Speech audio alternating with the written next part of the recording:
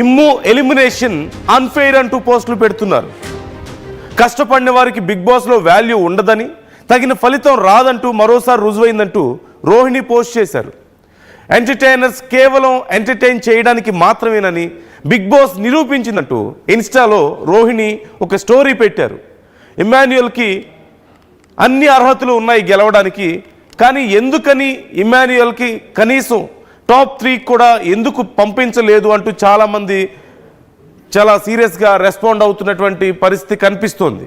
ఈ నేపథ్యంలో అసలు ఎవరెవరు ఏమేమి అన్నారు, ఈ విషయం కేవలం వీళ్ళు మాత్రమే కాదు, చాలా రోజుల నుంచి నిన్న ఆర్టీవీ లైవ్ షోలో కూడా చాలామంది కాలర్స్ మాట్లాడారు.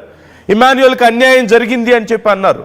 ఇమ్మాన్యుయల్ అన్ని రకాలుగా ఎంటర్టైన్ చేశాడు, బాగా జోక్స్ వేశాడు, మంచి బాండింగ్స్ ఉన్నాయి, గేమ్లో కూడా చాలా యాక్టివ్గా ఉన్నాడు, అన్ని రకాలుగా అంత యాక్టివ్గా ఉన్నప్పుడు ఇమ్మాన్యుయల్ని కనీసం టాప్ 3లో కూడా రాకపోవడం, అట్లీస్ట్ సూట్ కేసు అయినా ఇవ్వాల్సింది కదా అని చెప్పేసి చాలామంది అన్నారు.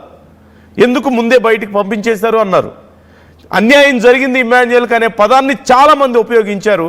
ఇది కేవలం సామాన్య ప్రజలు, నేను మీరు మాత్రమే కాదు, ఇమ్మాన్యుయల్ ఫ్రెండ్స్, జబర్దస్త్లో ఉన్నవాళ్ళు కానీ లేదంటే ఇమ్మాన్యుయల్తో పాటు ఇండస్ట్రీలో ఉన్నవాళ్ళు చాలామంది రెస్పాండ్ అవుతున్నారు. ఒక్కసారి ఎవరెవరు ఏమేమి అన్నారు అనేది నేను మీకు 1 by 1 చూపిస్తాను. ఎవరు ఎలా రెస్పాండ్ అయ్యారనేది నేను చూపిస్తాను. ప్లీజ్.